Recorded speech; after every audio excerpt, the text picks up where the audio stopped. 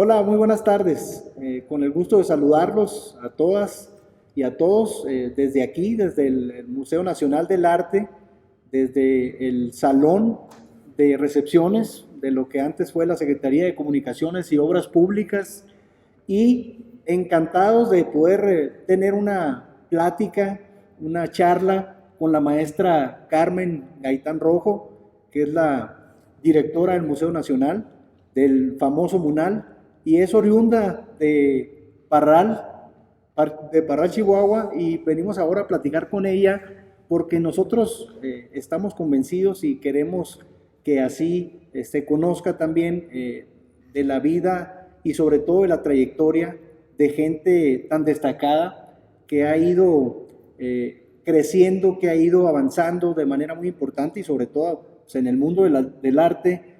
Ahora la maestra Carmen pues es toda una referencia, es un titán dentro de esta carrera tan importante, tan bonita, tan interesante, y queremos que nos platique Carmen de su trayectoria, que la conozcan, y pues nosotros desde este espacio que hemos denominado el corazón de Chihuahua, buscamos precisamente eso, que conozcan a la gente destacada de Chihuahua que un día, como lo platicábamos, que un día soñó en dar el paso hacia un sueño y que ahora es una realidad. Obviamente, desde ese pilar al otro, pues hay todo un camino y es lo que queremos conocer, Carmen. Claro que sí, con mucho gusto. Pues sí, orgullosamente de Parral, y cada vez que me preguntan lo digo con la voz muy en firme y muy en alto porque es la cuna. Yo nací frente a la mina en Chihuahua, a la Prieta. Cuando regreso y escucho el sonido, me acuerdo que mi mamá me contaba que estaban en la casa y se oían las voces de los mineros. Fíjense qué recuerdo tan sensacional. Yo estuve casada con un hombre al que amé profundamente, él era de Tijuana, un intelectual que se llamó Federico Campbell, que desgraciadamente murió en el 2014 de influenza, pero juntos pudimos ir a Parral con mi mamá ya muy mayor y me platicaba, mire, este era el parque donde se venían a jugar cuando eran niños, allí estaba la oficina del Express, donde su papá, mi papá era administrador de ferrocarril, trabajaba. Y cuando estábamos aquí en la casa y usted era una niñita, se oían las voces de los mineros y yo sabía cuando ya venía su papá porque se oía el silbido de la mina. Yo creo que todo eso se le va quedando a uno en el imaginario cuando se traslada uno después de Parral, Chihuahua, a Chihuahua, donde tengo la fortuna de tener mucho contacto con la gran promotora de la cultura en el estado de Chihuahua, que fue Carmen Rojo de Elías. Ella vivía en Paseo Bolívar, 604 si no me equivoco, y fue una gran promotora de conciertos musicales, de ópera, y fue una promotora cultural en sí. Su casa sigue siendo hoy un bastión de la cultura porque es ni más ni menos que la sede del centro INA Chihuahua. Ellos le compraron la casa a mi familia por intermediación mía y de mis padres, así que esa casa que es del siglo XIX hoy se conserva en la ciudad de Chihuahua. Y bueno, evidentemente yo tuve también un ejemplo a seguir. Soy la más pequeña de 5 hermanos, 4 varones y yo, y el hermano mayor, que nace en Torreón, se desplaza de Chihuahua a la Ciudad de México para convertirse en un estudiante de 2 carreras, contaduría pública y economista. Así que Luis Humberto, mi hermano, fue un paradigma para nosotros en el sentido de que había que seguir el ejemplo, y fue un hombre muy destacado, que desgraciadamente muere muy joven, de 33 años, pero nos marcó de tal manera que yo desde jovencita supe que sí se podía, que si uno se adiestraba, si uno estudiaba, si uno leía, si uno se educaba, sí se podía alcanzar ese sueño del que hablábamos. Y creo que es un tema que nos atañe mucho a los de Chihuahua, que somos muy tesoneros, que somos gente que piensa, yo creo que por la misma orografía, la geografía, estas distancias, cuando fuimos en coche de Chihuahua a Parral Y me acuerdo yo que veía la plenitud de la serranía y toda la distancia. Decía, pero ¿cómo? Los revolucionarios anduvieron estos caminos a caballo, en carretas. Si hoy de Chihuahua a Parral son tantísimas horas, eso me da la respuesta de que venimos de una cultura del esfuerzo, de una cultura de la distancia, de una cultura de hablar firme y fuerte, pero que también conforma la fortaleza de una personalidad. En Chihuahua nada nos es dado, todo lo obtenemos a través de muchísimo trabajo, porque no es Veracruz. Nosotros no tenemos las bananas, las manzanas y los mangos ahí, afuera de la casa. Nosotros, para obtener nuestro salario y para obtener la respuesta de un esfuerzo, tenemos que trabajar muy duro. La sierra es otra cosa, pero en las ciudades y sobre todo en esta parte desértica que también destacamos, es un trabajo arduo. Entonces eso va conformando un carácter. Y yo venía de una familia donde era importante la música, muchísimo, las imágenes también. Mis padres, por una extraña razón, tenían muy buen gusto para lo que era la decoración de las casas. Yo siempre viví en casas donde mis amiguitas desde niñas entraban y decían, oye, pero qué bonita es tu casa. Y yo decía, ¿de dónde les viene? ¿De dónde les viene este gusto a mis papás? Que el desierto es árido, es sobrio, pero tiene también una estética. Tiene también estos, por ejemplo, arbustos que ruedan en el desierto. Uh-huh. Tiene también de pronto este enmarcado de las montañas que yo hoy descubro con José María Velasco, la belleza de la serranía de Mesoamérica y de aquí cercano a la Ciudad de México. Bueno, yo también abrevé de esa estética. Y esa estética que pareciera ser árida, tiene otros componentes que fueron conformando un imaginario interior para que a mí se me diera la conjunción de la estética familiar con la estética de mis ancestros, de los tarahumaras, de los españoles, porque todos nosotros somos parte de ese mestizaje. Y ahí algo se conjugó para que mi pasión fuera estar en el mundo del arte. Desde muy chava supe que eso era lo que yo quería hacer. Y cada vez que yo decía, no, pues que literatura, no, es que historia, mis papás me decían, no, bueno, te vas a morir de hambre. Pero fue tan radical esa pasión que cuando ellos tienen el buen tino después de Chihuahua, deciden, por mis hermanos sobre todo, que había que venirse a la Ciudad de México para las universidades. Y llegamos a la Ciudad de México, pero no hubo un solo año que no regresáramos a Chihuahua, que no hiciéramos el trayecto que se hace de Cuauhtémoc y ya sabes, de Licias, todo el recorrido, y nunca en mi vida, nunca jamás se me volvió a olvidar el asadero en la tortilla de harina, el chile de la tierra, ¿no? La carne seca, los guisos, que son guisos, podría parecer que muy sencillos, pero que tienen su proteína, que tienen su contenido y que se quedan grabados no nada más en el paladar, sino en el corazón y en el imaginario. Claro. ¿No? Y a pesar de que yo no voy a Chihuahua como quisiera ir, siempre tengo el recuerdo de las nubes, del cielo. Hubo un momento en que yo trabajé en una editorial que se llamaba Océano y era editora y tenía que ir, por ejemplo, fui a Chihuahua a contratar ni más ni menos que a Fuentes Mares, que era el gran historiador, este hombre ameno, cultísimo, que trabajaba su obra en Majalca. Y me acuerdo que el solo momento de saber que iba yo a subirme al avión y a bajarme en Chihuahua, y en el instante en que bajaba y veía el cielo, y un nudo se me hacía en la garganta, y luego ver el Cerro del Coronel. ¡Ay! Es que es lo primero que uno vio cuando nació. Y eso me marcó para toda la vida. Y el carácter. Bien dicen que los de Chihuahua somos, que además no me gusta caer en el lugar común, pero sí son rasgos de personalidad, que deben de haber sido los rasgos de personalidad que se conformaron cuando yo era una niña, con tíos, con papás, con primos, ¿no? Íbamos a Torreón, por ejemplo, y en Torreón los Anaya, mis primos Anaya Rojo, tenían ranchos. Entonces, pues, el tema del rancho, de la troca, del campo, de hablar fuerte, de ceñirte pues ahora sí que a las costumbres de los vaqueros. Era una niña y sin embargo era una niña que fue conformando también una personalidad con un lado empeñoso, acentuado, de combate.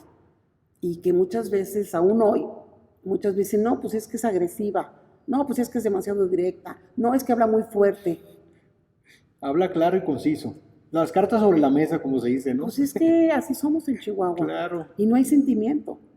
Yo digo, claro, me fascina el mundo mesoamericano con tantos retruécanos y pasillos y el sí, pero no, espérame tantito porque entonces no te lo voy a decir para que no te sientas y no te molestes.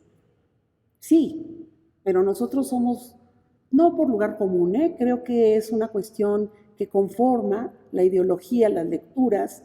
Yo tuve después la posibilidad, como lo estoy diciendo en Océano, yo fui la editora de Jesús Gardea, que también es otro literato de allá. Conocí muy bien a nuestro queridísimo, un dramaturgo que tuvimos, que también era de Parral, Chihuahua, Montemayor también, en fin, escritores y artistas que me fueron confirmando que sí tenemos así como un chapaneco tiene su posibilidad de construir un mundo interno complejo, lleno de texturas y lleno de imágenes, como tienen, por ejemplo, los estampados nativos. Así nosotros también tenemos este indígena que mis padres, me acuerdo que me decían, cuando venga un tarahumara y toque la puerta, usted comparte, porque ellos le piden córima, ellos no piden caridad, ellos piden que usted comparta lo que usted tiene con ellos. Qué gran enseñanza, ¿no? Otra posibilidad completamente diferente de romper con la jerarquía de yo te veo desde arriba y te doy hacia abajo. No, una cuestión horizontal. Y esa cuestión horizontal ha permeado mucho mi vida. Mi manera de ser es nunca quererte los puestos, porque los puestos son efímeros. Siempre servir. Cuando me dicen qué haces, toda mi vida he servido al otro, a mis familiares, a mi marido, a mis amistades y al público, porque la carrera que yo he desempeñado, que es ya muy larga, es una carrera de servidora pública. Claro. He estado, sí, en cuestiones privadas, como fue Océano, como fue Fomento Cultural Banamex o el Centro Cultural de Arte Contemporáneo de Televisa, pero gran parte de mi vida he trabajado como funcionaria pública. Estuve 9 años como directora de comunicación en el INA y en el INBA ya llevo muchos años. Fui directora del Museo Mural Diego Rivera, 4 años, fui directora del Museo Nacional de San Carlos, 8 años, aquí en el MUNAL llevo ya casi 4, y esa experiencia lo único que me ha servido en mi vida profesional es para darme cuenta de que siempre hay que estar preparado, siempre. Ninguno de los puestos que yo he recibido han sido ni por dedazo, ni por una influencia, han sido por un trabajo fincado, primero en la verdad, en aprender, en saberme equivocar y saber aprender de la equivocación, pero sobre todo adiestrarme, estudiar, leer muchísimo, leer periódicos, saberme callar a tiempo para escuchar a mis mayores. Si alguien habla, y ese alguien estoy hablando de Sergio Pitol, Elena Poniatowska, León Portilla, Montemayor, pues te callas y escuchas. Y de todo eso aprendes y en algún momento se te queda a ti y tú después lo digieres y lo puedes regresar. ¿Qué hago yo como directora de un museo? Todas esas experiencias que he recibido a lo largo de la vida, el hecho de haber podido vivir en París 4 años, estuve a punto de casarme con un iraní y entonces viví en Irán también 1 año, y cuando estaba en Irán decía yo, pues si las montañas son idénticas a las de Chihuahua. Me decían, me siento como en casa. Sí, haz de cuenta que me decían, ¿y no extrañas? Decía yo, no, pues la vestimenta es diferente porque la gente iba con chador, ¿no? Pero es tan parecido a Chihuahua que yo me sentía como que estaba en mi casa. Finalmente, y hasta el clima quizás, ¿no? Sí, pues hacía muchísimo calor y luego nevaba, como nosotros en Chihuahua, que me acuerdo que guardabas la ropa de una temporada, que eso fue una de las cosas que aquí en México, en la Ciudad de México, nos desconcertó muchísimo, que aquí no hay cambio de ropa. En Chihuahua guardabas, me acuerdo que se guardaba toda la ropa de invierno y luego salía toda la ropa para la primavera y para el verano, ¿no? Y los calorones aquellos. Sí, sí. Bueno, todo eso te conforma, todo eso te va templando para que seas quien llegas a ser en la vida, pero sobre todo tener la idea de que había una pasión para mí que era el arte. Y ahí yo le haría una pregunta. ¿En qué momento, Carmen, Gaitán dice, este es mi mundo, yo quiero incursionar o quiero entrar al mundo del arte, quiero estudiar y quiero ser licenciada en Historia del Arte.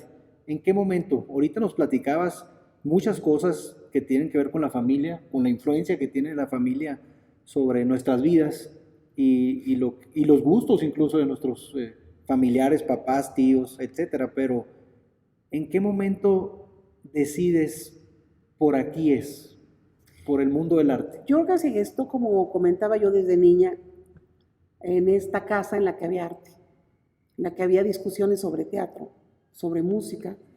Mis hermanos viajaron mucho por el mundo. Entonces yo escuchaba que Eduardo llegaba y te hablaba de Nueva York y del Metropolitan. Y Luis Humberto, bueno, había vivido en París y había hecho una maestría en Dublín. Y Rodolfo había sido representante del Instituto Mexicano del Café en Nueva York y en Londres. Héctor era el director del Festival del Centro Histórico en la Ciudad de México. ¿Qué tenía yo como ejemplo a seguir? Pues 4 varones exitosísimos, cada uno en su ramo. Luis Humberto llegó a ser muy importante en lo que era el extinto patrimonio nacional. Así que había la simiente en mí, yo creo que la sensibilidad, como para captar todas esas manifestaciones, y lo mío es lo visual. Yo siempre me embelecé con el paisaje, pero con la conformación. Me acuerdo que cuando íbamos en tren, porque mi papá era ferrocarrilero, y teníamos el pase gratis para ir en tren de la Ciudad de México hasta Chihuahua y a Torreón, la conformación de las nubes y la conformación del paisaje con las nubes y el movimiento del tren internamente me otorgaban imágenes inigualables e inolvidables. Eso era una estética. Claro. Ya se estaba conformando una estética en mí. Entonces yo creo que la estética estuvo dada desde muy niña, y lo único que hizo la vocación de estar viviendo en París, de tomar cursos de arte, fue refrendar, fue confirmar que lo mío era el universo de las artes plásticas. A mí me emocionaba entrar a un museo, me emocionaba cualquier museo, la Gare d'Orsay, el Museo d'Orsay, o el Louvre, o el de, no sé, el que fuera. Si yo iba a ver un Rembrandt y me quedaba paralizada, ¿por qué me pasaba eso? Y tal vez no me pasaba con la ingeniería o con la química.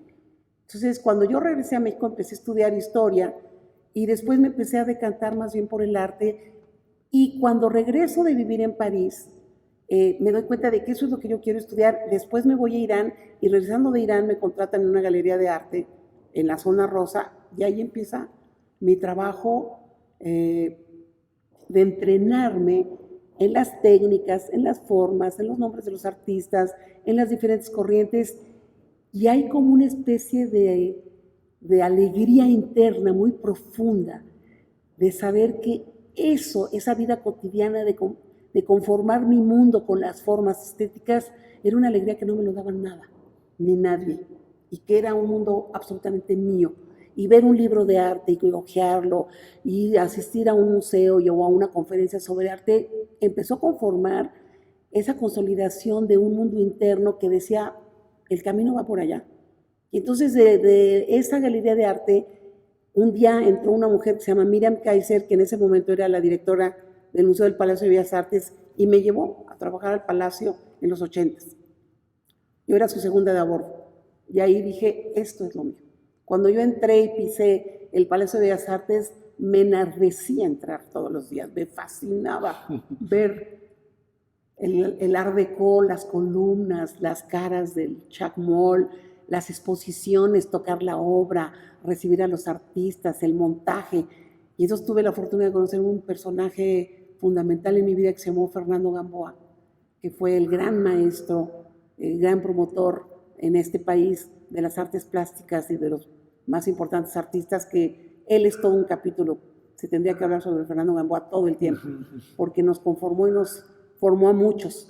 Y ahí se definió mi vida en el Museo del Palacio de Bellas Artes, y nunca más paré. Seguí siempre en ese mundo. Él me llevó después al Museo de Arte Moderno, después tuvimos que salir, pero con él montamos parte del Museo Tamayo.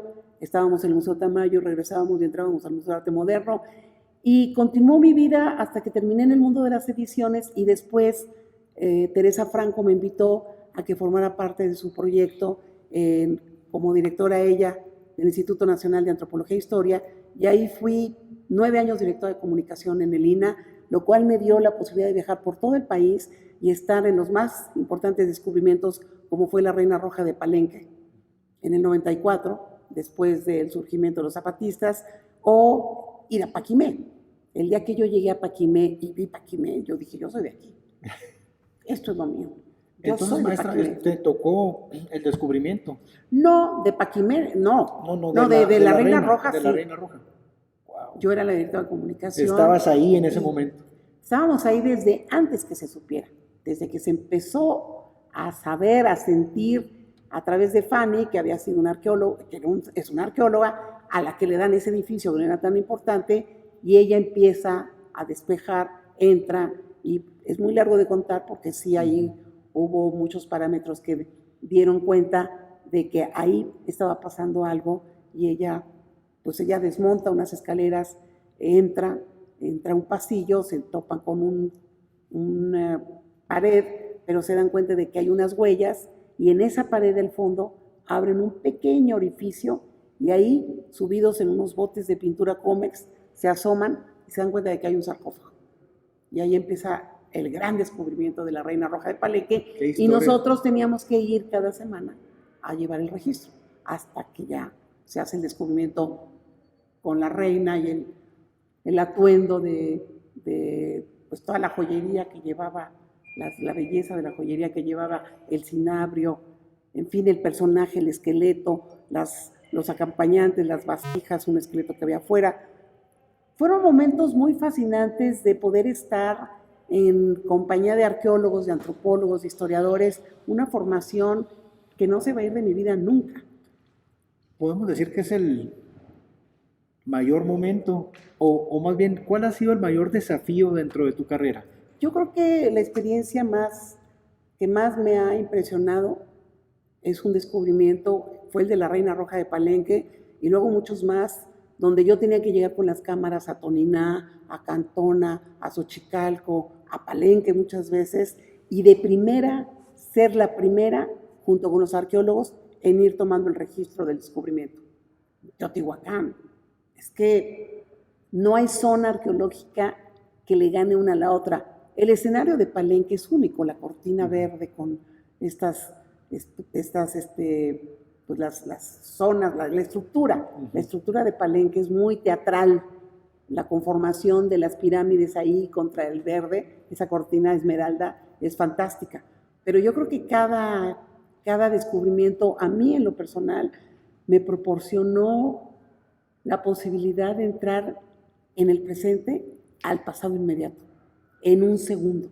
En el momento que se develaba frente a mí, empezaban con los pinceles y empezaban a surgir los personajes, los estucos en Calakmul, en Chichén. Bueno, pues fue un privilegio. Yo creo que eso y el haber podido vivir con personajes como Sergio Pitol, como José Emilio Pacheco, como Ricardo Garibay, como Elena Poniatowska, el mismo Federico Campbell, don Julio Scherer, son momentos culminantes que te van nutriendo, y que cuando yo tengo una experiencia de una inauguración o tengo que hablar frente al público, todo eso se agolpa, todo eso surge, todo eso va quedando en la memoria, y cuando uno habla, te dicen, ¿por qué hablas con cierta riqueza?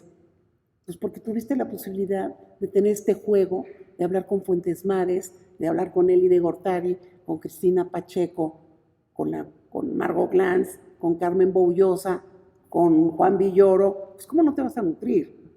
Porque lees, porque leía a Fuentes Mares, porque tuve la posibilidad desde niña de tener además la gran oportunidad de poder leer en francés, porque soy bilingüe, por esa estancia larga en París, y porque tuve una casa donde se abrevó no nada más en arte, sino en comida, en cultura, en buenas maneras, en una educación de la corrección, del urbanismo, del respeto al otro, del nunca tomar nada ajeno, de ser absolutamente leal a tu trabajo, de no poseer más allá de lo que tu salario te da. Una serie de principios, valores, que a mí me conforman como chihuahuense, y que quisiera yo transmitir a todos, a los de Chihuahua, pero a los de aquí, pero a los de allá, pero a mis compañeros de trabajo que son muchísimo más jóvenes que yo, con el ejemplo poderles decir que sí se puede vivir en congruencia, que sí se puede vivir con honestidad, que no hace falta lo material, porque el poderte enfrentar cuando se abre una obra de arte de frente a ti, que se abre una caja y que empieza a surgir un Rembrandt, ese tesoro no te lo da la esclava de oro, no te lo dan los brillantes, no te lo da la casota en el mejor fraccionamiento. Cuando te empieza a mirar aquella pieza a ti y tú a ella, hombre, te bañas de alegría, de la sensación de poder estar en el tiempo frente a una obra que pintó Rembrandt. O sea, ahí están sus pigmentos, ahí está su pincelada, ahí está su genialidad, y tú lo tienes frente a ti, y tú puedes establecer un diálogo con él donde nadie va a entrar. Nadie, ni tu papá, ni tu amigo, ni tu novio, ni tu hijo, ni la abuela, ni tú y él. Una conexión Tú y el otro. personalísima. Y eso Claro. es lo que tienes, es una exposición. Cada exposición que nosotros hacemos cuentas una historia. Aquí somos grandes contadores de historias. Cada exposición te está contando una historia de principio a fin. Es una narrativa. Y la narrativa que nosotros tenemos es para los niños, es para los jóvenes, para las personas de tercera edad, es para las personas con capacidades diferentes, es para los ciegos. Es la sociedad en su mayoría, en su diversidad. Entonces, trabajar para el otro es la mejor satisfacción que me ha dado la vida, y creo que eso se conformó en Chihuahua. Claro. Cuando yo oí a mi tía que traía los conciertos para que escucharan a Mariana Anderson, para que escucharan un concierto de violín y de piano, ella hacía posible que ese otro llegara a la ciudad de Chihuahua o a otras ciudades del estado, y ella les entregaba la posibilidad del disfrute de la música. Uh-huh. En mi caso es el disfrute de las artes plásticas, pero también este museo es un laboratorio donde hay investigación, donde hay curaduría, donde hay servicios educativos, donde hay actividades literarias, de investigación, académicas. Es un gran laboratorio. ¿Qué significa dirigir un museo? No un museo, el museo de museos, por llamarlo de alguna manera, ¿no? Aquí en México. Sí, el museo. Es el MUNAL, ¿no? Sí, el Nacional de Arte, pues tiene la colección más importante de arte. Son 450 años que recorren desde el arte barroco hasta las vanguardias del siglo XX.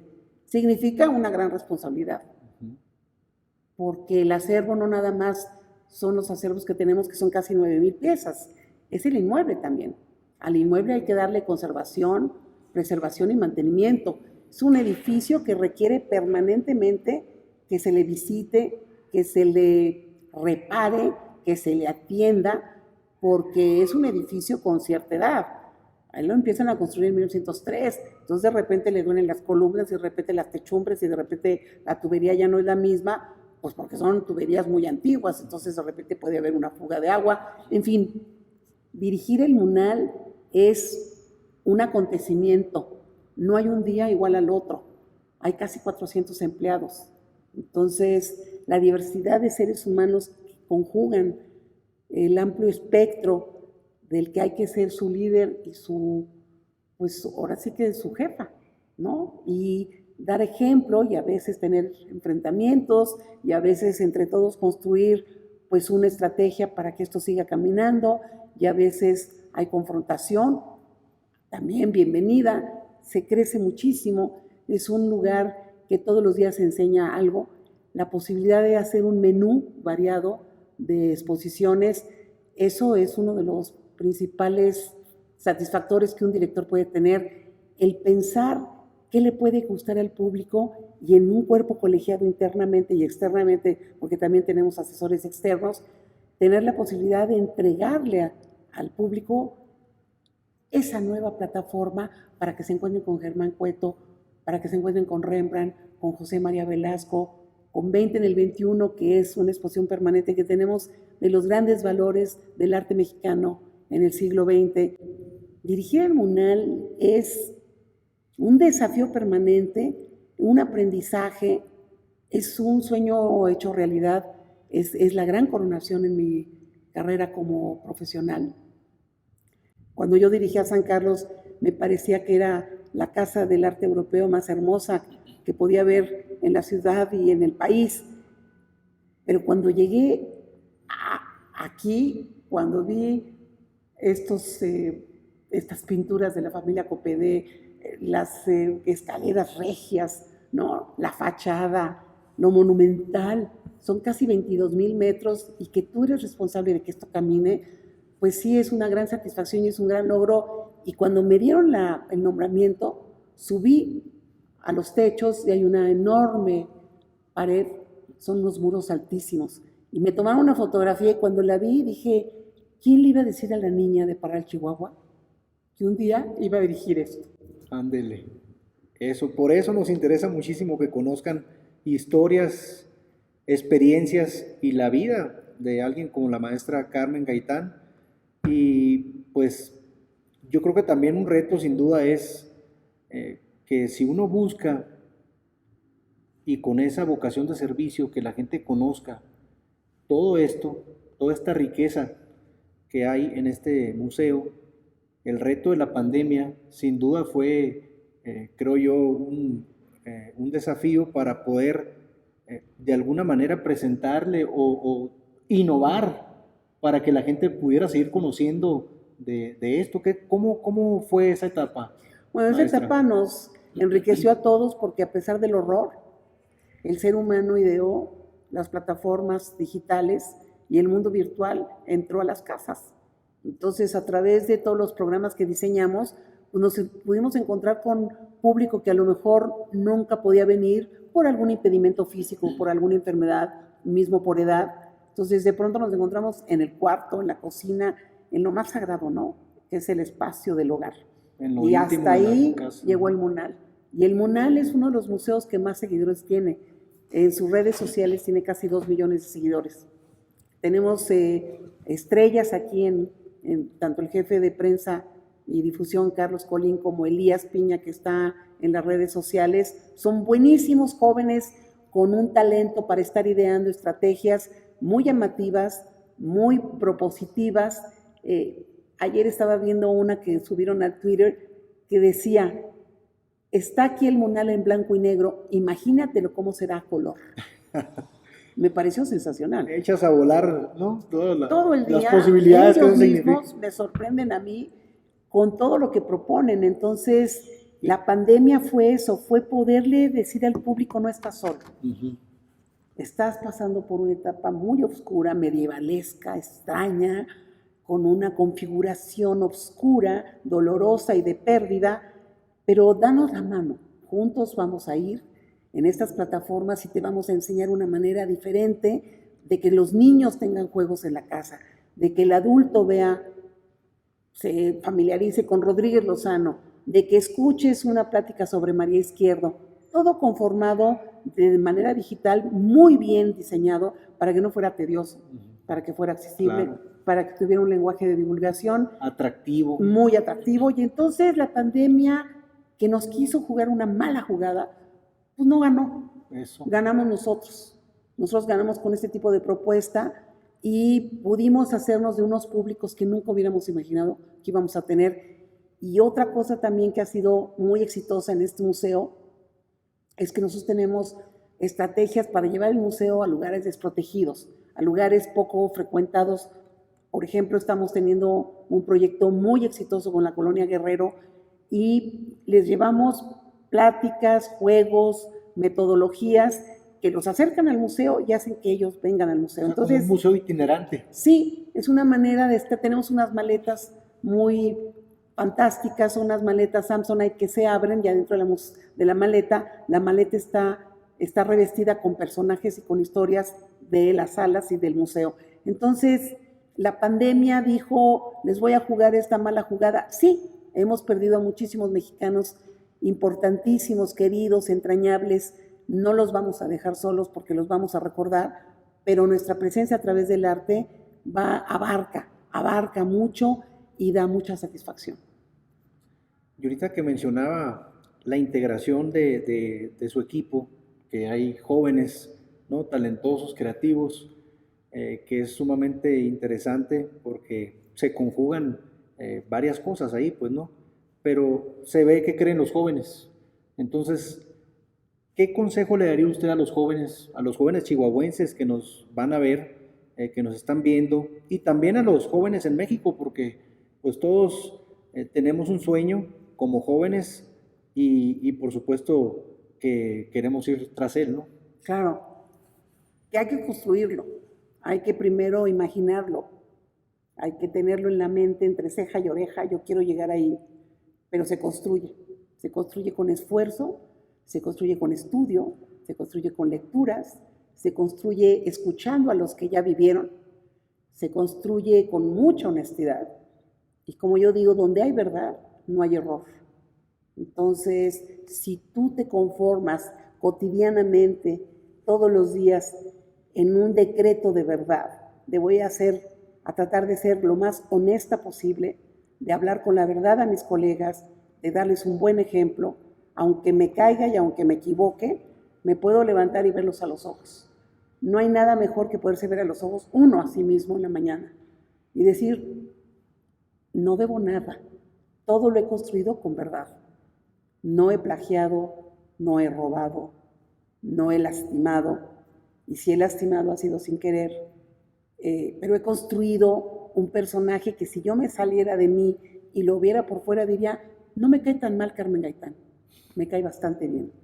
Así que sentirse orgullosos de poderse ver frente a sí mismos y frente a los otros, frente a la comunidad, porque uno nunca está solo. Pero ese hacerse no es de un día para otro, hay que tener paciencia y cuando se es joven uno es muy voraz, quiere tenerlo todo rapidito. No, hoy que yo ya tengo cierta edad, les digo a los jóvenes, poco a poco, van a ir viendo cómo la suma de cada acto que ustedes vayan haciendo los va conformando y un día ustedes van a ser leyenda. Un día ustedes van a caminar por la calle y van a decir, mira, ahí va fulanito tal. Ese fulanito o esa fulanita se conformó con muchos añadidos, con muchos agregados, con viajes, con lecturas, con reflexión, con terapia, con psicoanálisis, con papás, con hermanos, con disputas, con galanes, con esposos, con hijos. Es la conformación del mundo, pero a través de un filtro en el que uno sepa que no hay chapuza, que no hay mentira, que uno se tiene que conformar de acuerdo a una serie de valores que lo hagan a uno dormir tranquilo y despertar con el anhelo de continuar porque tiene uno con qué. Porque tampoco este tipo de carreras no se hacen con humo. Tiene uno que tener solidez de conocimiento y si no lo tiene, allegarse las personas que saben. Aquí tenemos restauradores, conservadores, tenemos personal de protección civil, tenemos comunicadores, porque yo no lo sé todo. Yo soy muy buena para armar grupo y de cada uno aprendo. Yo sé de muchas cosas, pero no lo sé todo. Entonces, también saber que la comunidad y la colectividad te hace fuerte. Que tú eres un individuo que pones al alcance de todos tus conocimientos, pero que cada uno de ellos también te alimentan a ti y tener la humildad de escuchar a todos nuestros compañeros, limpieza, seguridad, personas de base, basificados, cada uno te va trayendo una piececita del rompecabezas y como yo siempre digo, entre todos hacemos todo. Cada quien hace su parte y todos nos juntamos pues, para que se haga el todo. Claro, el trabajo en equipo. Y así Absolutamente. funciona mejor.